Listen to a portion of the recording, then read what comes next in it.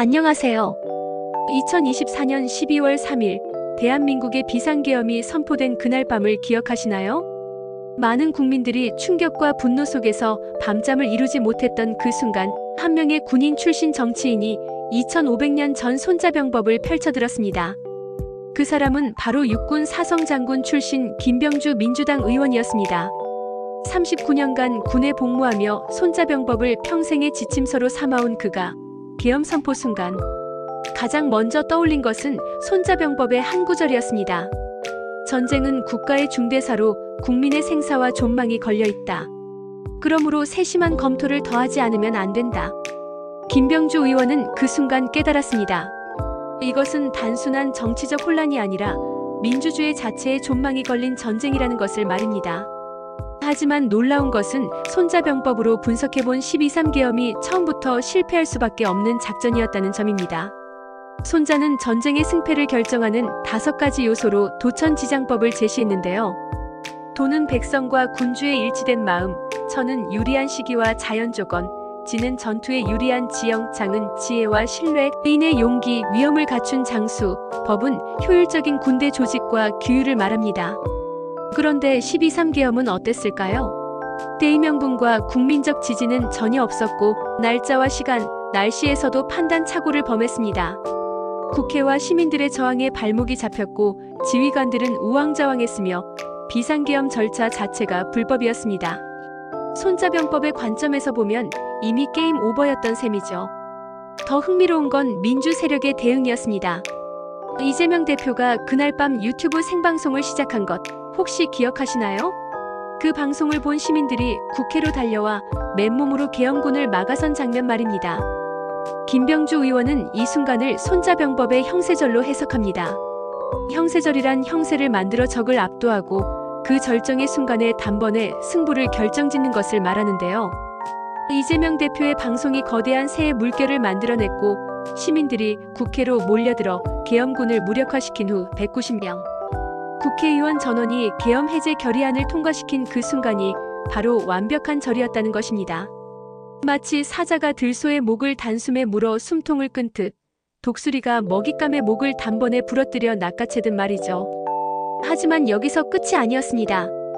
계엄 이후 특전사와 수방사 등 핵심 부대들이 연쇄적으로 항복하기 시작했는데요.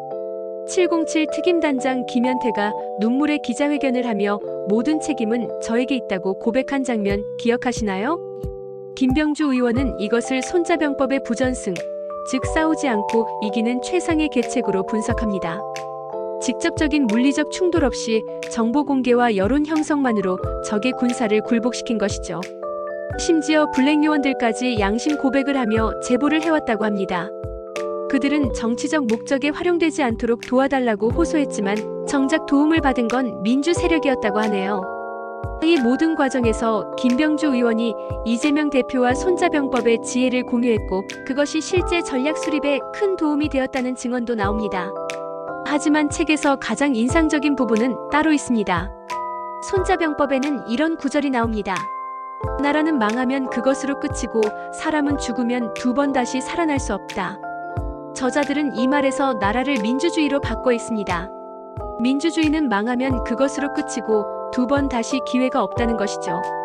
그렇다면 우리는 어떻게 민주주의를 지켜나가야 할까요? 극우 세력이 끊임없이 변화하며 공격해올 때 우리는 어떤 전략으로 맞서야 할까요? 책에서는 여론전의 6가지 지략을 제시하는데요. 바람처럼 빠르게, 숲처럼 은밀하게, 불길처럼 거세게, 산처럼 우직하게, 그림자처럼 예측 불가능하게, 천둥처럼 강력하게 움직여야 한다고 합니다. 하지만 구체적으로 어떤 방법일까요? 기다림과 빈틈 공략이란 무엇이고 속도와 변화의 전략은 어떻게 구현해야 할까요? 혼란 조성을 통해 불리한 상황을 유리하게 전환한다는 것은 또 무엇을 의미할까요? 더욱 궁금한 것은 공수처의 대통령 체포 작전이 실패한 이유입니다.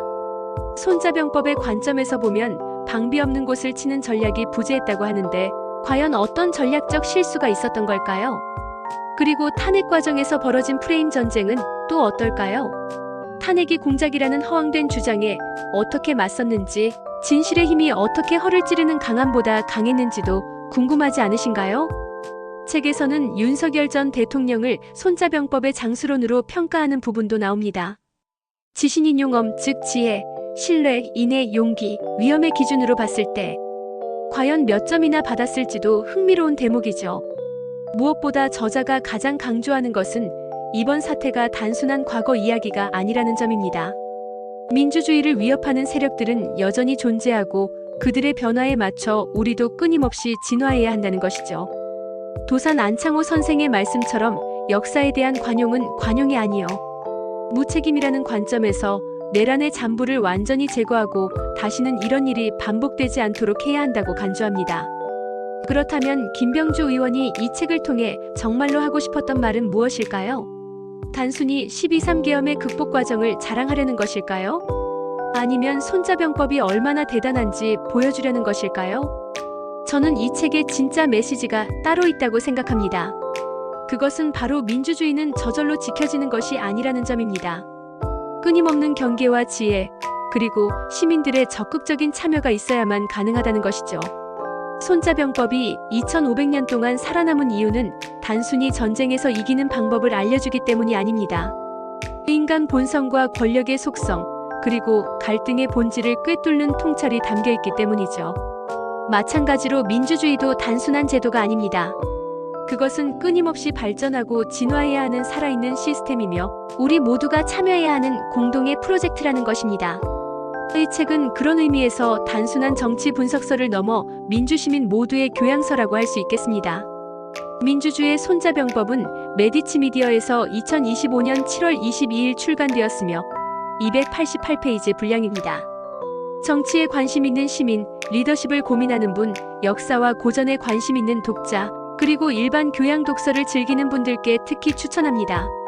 민주주의의 소중함을 다시 한번 깨닫고 우리 모두가 어떻게 이를 지켜나가야 할지 함께 고민해 볼 수 있는 뜻깊은 책이라고 생각합니다.